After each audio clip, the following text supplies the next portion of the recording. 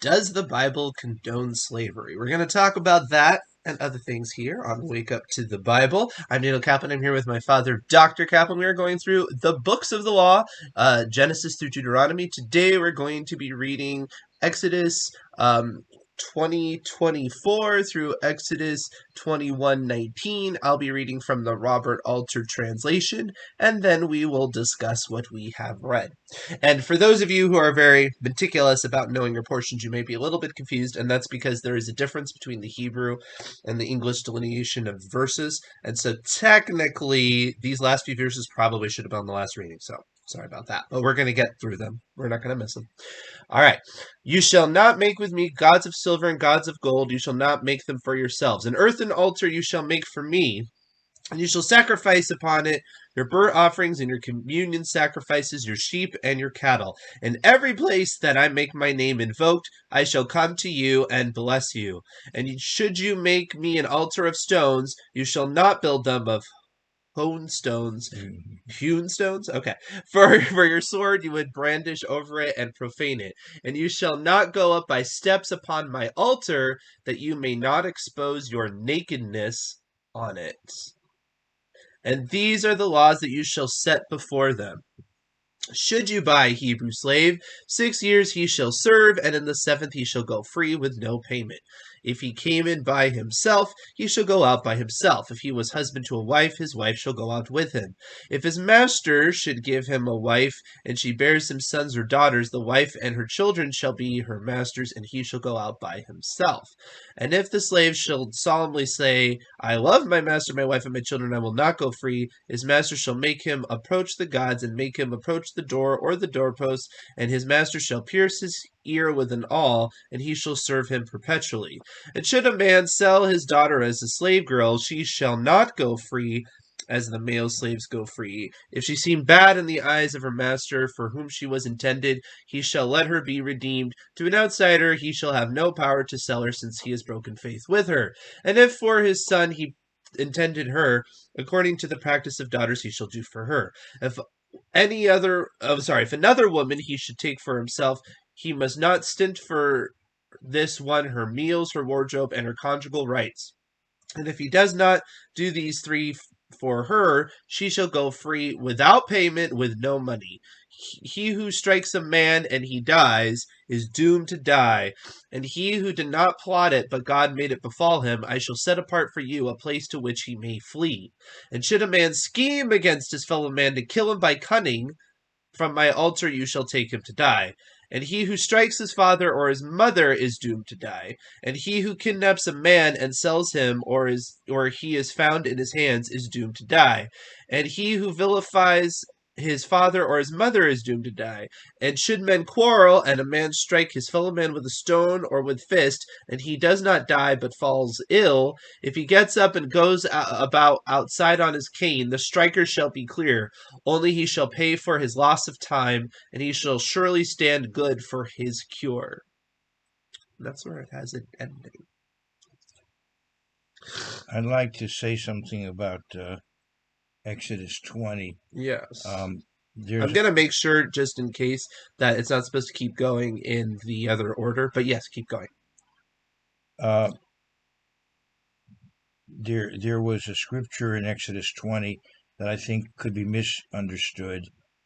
I want to go to the 5th verse. It says, you shall not bow down to them or serve them, speaking about idols. Right. For I, the eternal your God, am a jealous God, visiting the iniquity of the fathers on the children to the 3rd and 4th generation of those who hate me.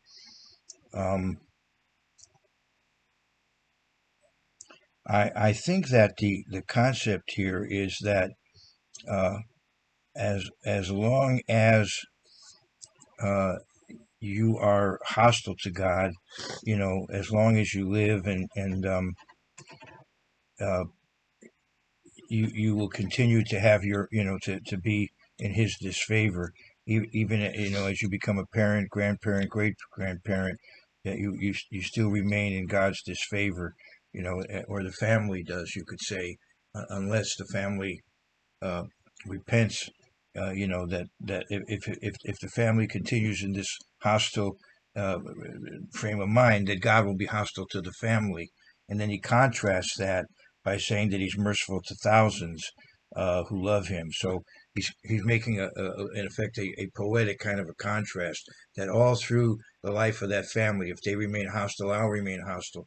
On the other hand, to a righteous family, I'll continue to be blessing them year after year after year. Hmm. But I think some people um, take this in a very negative way, like he's punishing innocent people. I don't think that's the intent that he's going to punish, Like because it's a curse that if just you goes on the if you family read for. other scriptures, you'll see that each one is accountable for what he has done, Uh-huh. in the Bible, and so Well, it, if you think about it, if you think about systems and you think about culture, right, things do get continually perpetuated generation after generation. So it's almost like they say people will throw out the slippery slope argument and people will say, well, that's a logical fallacy. Well, the slippery slope is only a logical fallacy if there isn't a counterforce to stop it, right? Because generally speaking, people are going to just continue on.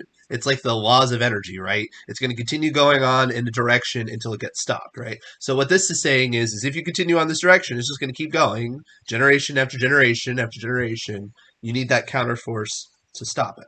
Is what it sounds like you're saying, which makes yeah. sense. It's just logical, right? Because why would the next generation be obedient when they were not trained by their parents to be obedient, Mhm. and so on and so forth. Something has to stop that system. So essentially, what that's getting at is don't start that. If you start the ball rolling in that direction, it could go through the end of time, and that's on you essentially because you're the one who started that system. It's something to keep in mind because while the Bible does talk about personal accountability the way you said, it also talks about the impact you have on the next generation and it being so critical, right?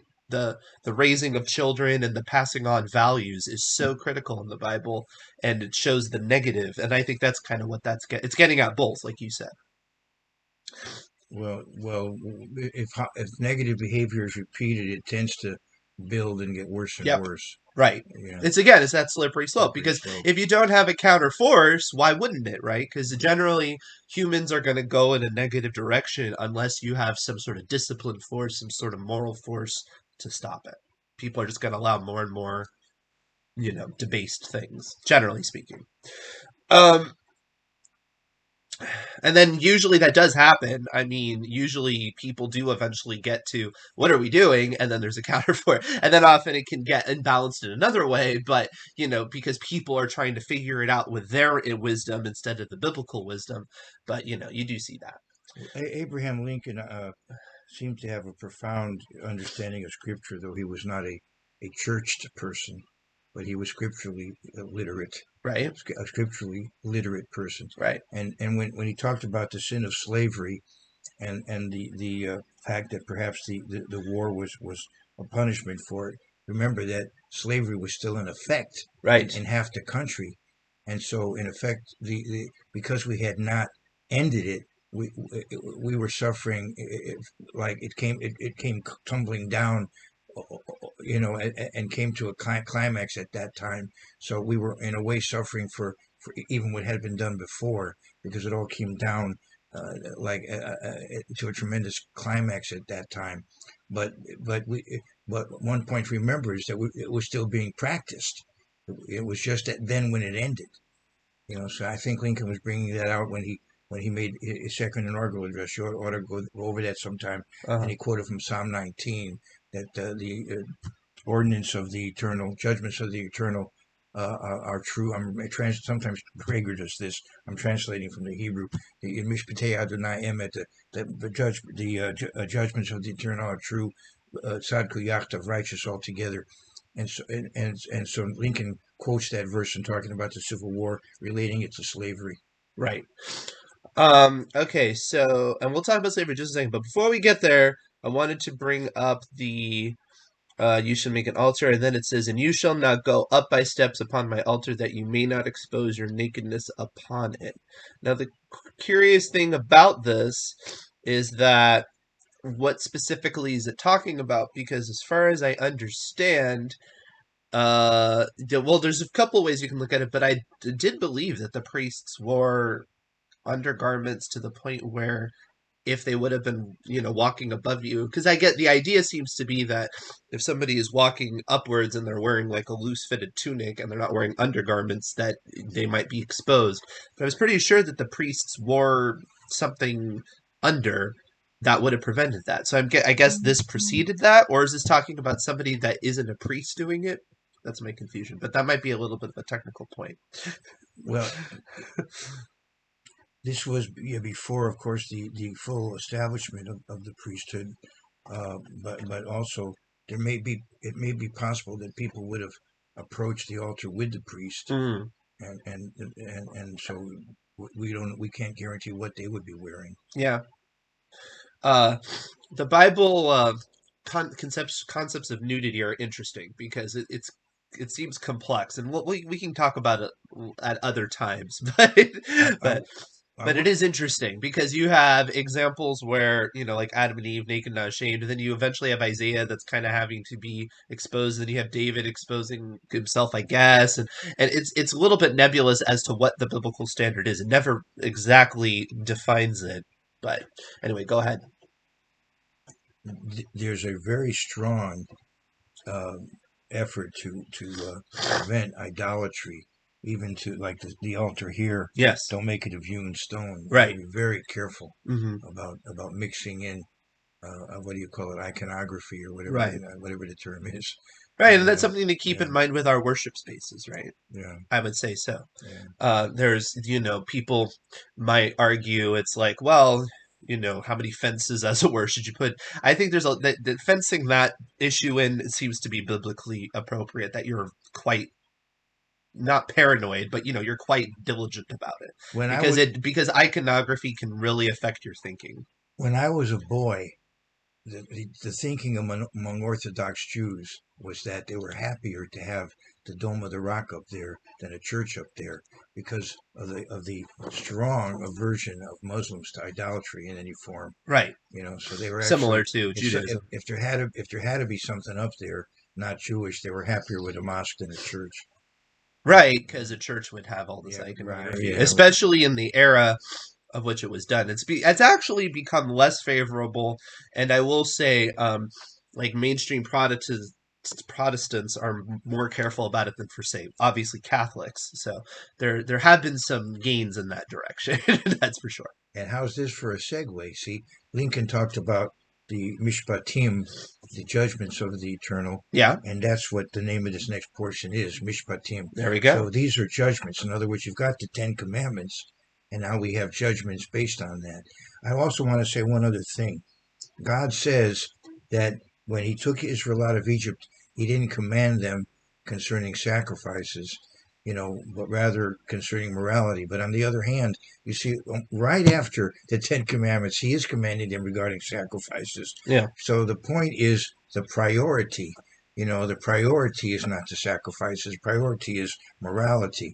But sacrifices are very much a part of Old Testament because we understand the basic theology of the Bible, where a sacrifice was needed, and Jesus Christ is that sacrifice. So the entire Bible, is pointing to Jesus Christ and his role in our salvation. So yes, morality is the most important thing, but sacrifices are there, and in fact, David in Psalm 51, he says, "You don't want sacrifice, or I'd give it to you. The sacrifice to the eternal is a broken and contrite heart." And yet, what does he say at the end of the psalm? "If you forgive me, I'm going to sacrifice to you." So it's a matter of priority. But sacrifices were always a part of the system, as I said, because they point to the essential sacrifice of Jesus Christ, the need for that. Right. So it obviously gets rather thorny Mm-hmm. when you start going through some of these verses with Well, modern sensibilities about things. But I think one thing that can be very triggering about reading some of this stuff is when you see the word slave all over the place and you start to associate it with systems that humans have made up for slavery, right, which may not and often is not really representative of what this is talking about. I right. mean, you can see what even within this context, right? Where is it? Hold on. Right. If you beat him and Well, he loses a tooth, he leaves. If I mean, it's not like the view some people have of the Old South. Uh, Right. And then the other one is, hold on, it says specifically you can't kidnap somebody, right? And he who right. No, kidnaps a man and sells him, we'll read and that. that's most of the time when you think of human-based slavery, that is what you're thinking of. You're thinking of somebody being robbed of their rights for no reason at all, except somebody could overpower the other and then making them subjugated to them. And that is not, well, and since that is not what this is talking about, what is this talking about? How does somebody become a slave in this system? Well, part of it is because there really isn't a prison system talked about here. So a person who has committed a crime, servitude may be how the person pays for his crime. And I would dare believe that ideally what would happen is if somebody has, let's say, robbed someone, you wouldn't want him in your home as your servant. So what you would do is probably there would be certain people who would have, in effect, private prisons. They would have they would use slave labor, but these slaves would be criminals who Right, are being punished, and right, the punishment is that they have to serve in this private prison. So, in other right, words, if I were robbed, I would then sell the thief to this person who's running this what do you want to this work farm or this work area. right. And that's I think theoretically how it would have worked. On the other hand, sometimes a person might, because he's in such economic duress, sell himself for 6 years. It's only 6 years, Right. but he might sell himself in this to be in this kind of position for 6 years. Well, it's kind And of like what happened with Jacob, right? Wasn't he uh, essentially in that situation where it's like, if you right, want to marry my daughter, you have to serve me yeah, for 6 years? It right, seems like it's kind of a similar right. situation. So in many cases, he could be just like a butler or something But like that's that. like a contract. I mean, Yeah, yeah, it sounds really ridiculous, but I mean, people talk about being slaves to their job to a certain extent, and to some extent, right, you are. I right, mean, if you get a house, you're probably going to have a mortgage and you have to right, pay it, or you don't have a house, and right, you could say, well, you have freedom of who you associate with. That's not always the case though, like coal towns where right, the business owns everything and stuff like right. that. There's lots of different systems. So my point is just we have to be careful when we approach this because we can apply the wrong labels to things, right? Of what this is actually talking about. And these are all, and the other thing too is these are all laws to regulate this system, right? In terms of whether or not it's particularly a good idea or not is not being addressed here as of such. Right. Although I would say, in terms of punitive measures for sin, there it will get there because I believe that that does make sense to a certain extent to make up for what you have removed and things like that.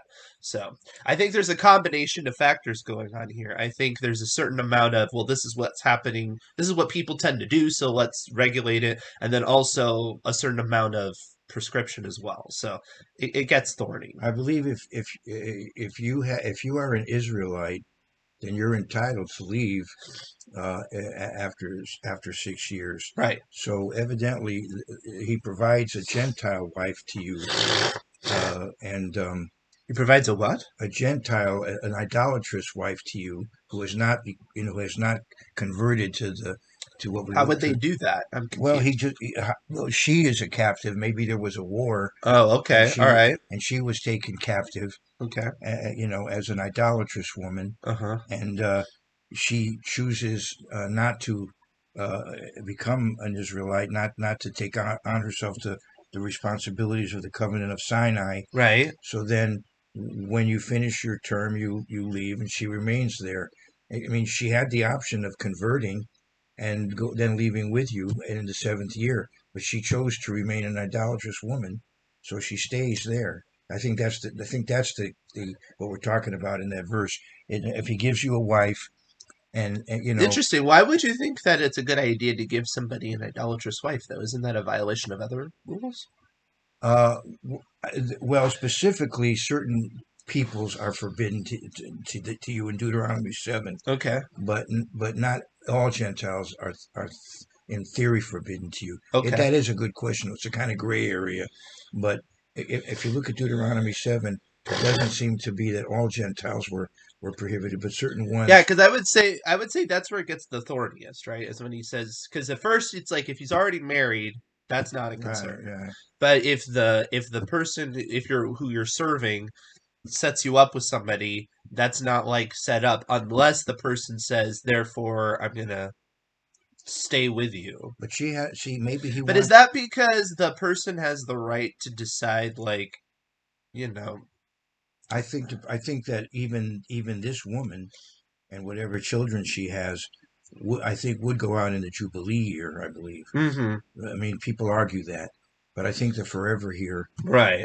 is until the Jubilee, whenever that is. Now, there's a 50-year period. You could be, I don't know how many years into it. It depends. It Yeah, could be it just says perpetually in Robert Alter. It doesn't say forever. right, yeah. So, but Perpetually doesn't necessarily mean forever. well, he because the word it has a contextual Yeah, meaning. right, But I'm saying that I do believe this refers to a woman who is not under the Sinaitic covenant. right. I believe, and so evidently, by mating with her, you produce more slaves for the master.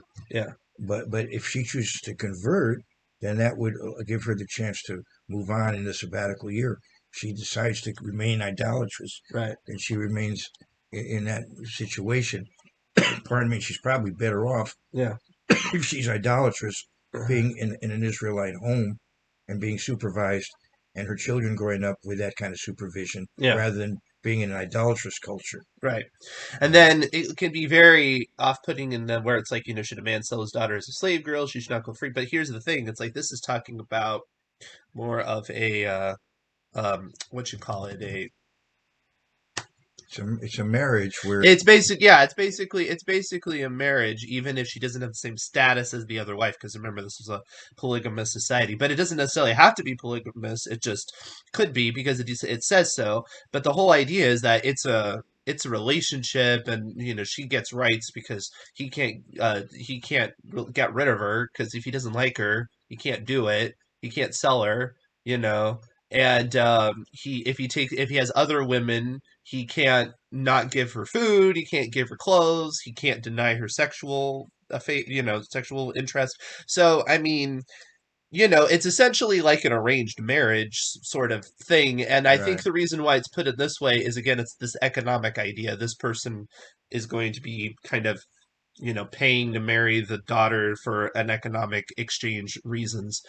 And some of this stuff, like I said, to a modern audience, it can really wig you out, and you can think that God is promoting things that sound very, off base in terms of denying basic human rights. But if you really go through it, carefully, and you realize what's going on, there's a lot of checks and balances to this system, and it is not as awful as you think. You go back to Genesis 24, I believe it is.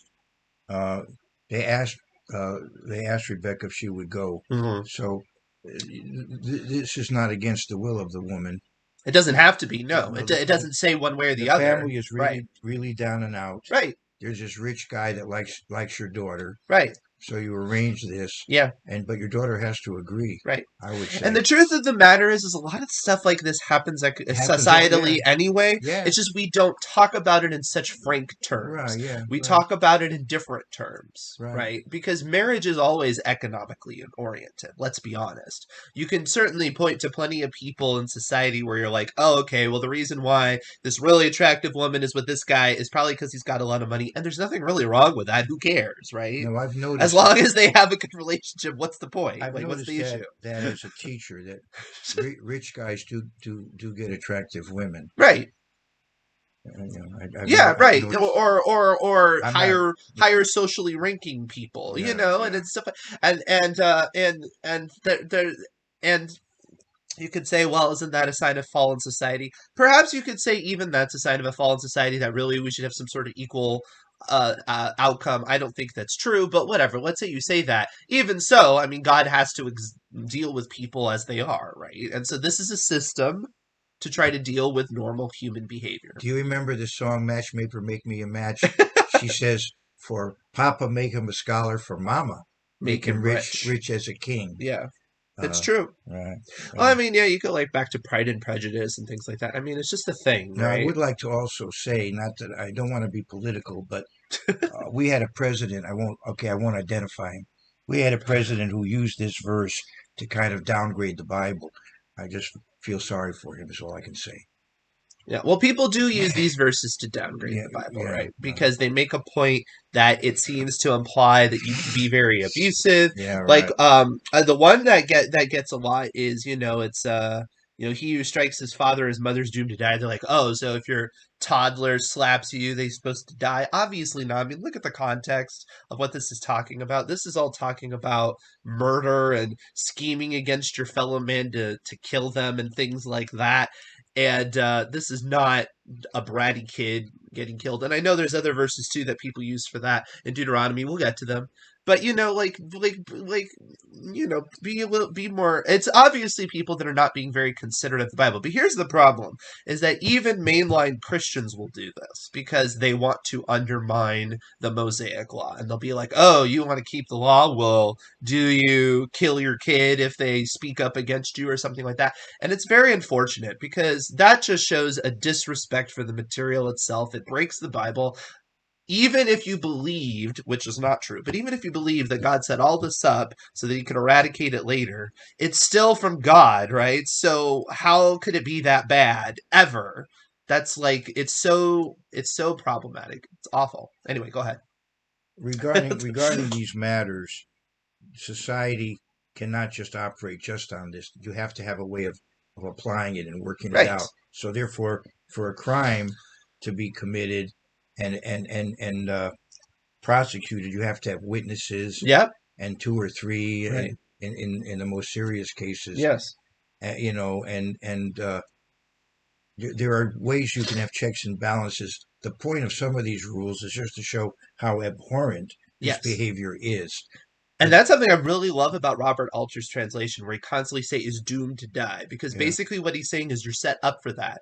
And the yeah, problem is a lot of people think that that means if they didn't kill you, they're violating the law. But that's not the case. There's mercy in the law all through it. right. The idea is that, like you said, it's the gravity of what they're doing. It is worthy of death. It is worthy of death. It is worthy of In death. some That's what. in some cases, I haven't reviewed the Talmud lately, but when this law, as these laws were being applied, in some cases you had to be warned ahead of time. Do you know if you do this, Yeah. what the punishment's going to be? Right. In order for them to actually carry it out, you would have had to be warned ahead of time of it. Yeah, they put a Um, lot of fences around it. yeah. People think that they were just bloodthirsty or something, and that's not at all true. Um, what was it? There was On some. the other hand, though, as I said, it does show the gravity of these matters, Yeah, and we have come afar culturally. We're a long way from this. The disrespect that you find in families and so on is very unfortunate.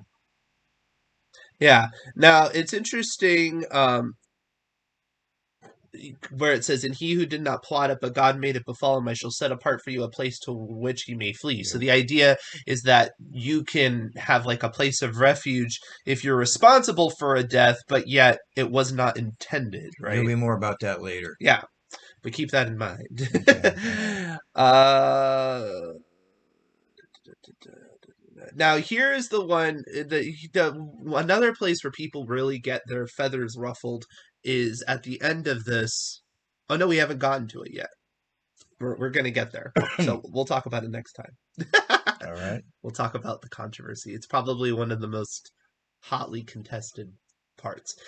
Anything else you want to get into before we move on? Well, just the fact that if somebody is beaten up and needs help and needs to go for example to a physician, then the one who causes injury, should compensate for that. Yeah, But fair enough. obviously you see a role for the physician here. Even and Jesus said also, if the sick people go to a physician, he even brought it up. There are. Where do you have the physician? Well, I'm just saying. It says Verse 19. he should provide for him to be thoroughly healed. Yeah, yeah, In, yeah. in other words, he's He's going paying somebody to help him to out. help him Yeah, out. yeah, So right, let's realize that there's a right. role Yeah. for that. And certainly in modern society, people sue for medical expenses, and that is hopefully something they wouldn't have to do. Hopefully, they wouldn't have to sue you. And obviously, in a great in a great society, people would just know, oh, okay, the other person's going to But the point I'm deal with bringing that. out is that is it, there it's not common, but there are some religious groups that so I guess they don't really believe in using the medical profession, Right. and that's not that's not biblical. Yeah, because That's obviously what I'm this saying. can't be the way he has it. She should surely stand good for his cure. I mean, he can't just miraculously heal him on demand. So that's Yeah, obviously not what that means. right. It's getting at some sort of And we have Luke as the beloved physician in the New Testament. right. That's a good point. You know, All right. Anything else? let's move on. Let's move on. It's a good year to read the Bible. If you haven't, please like, subscribe, hit the bell.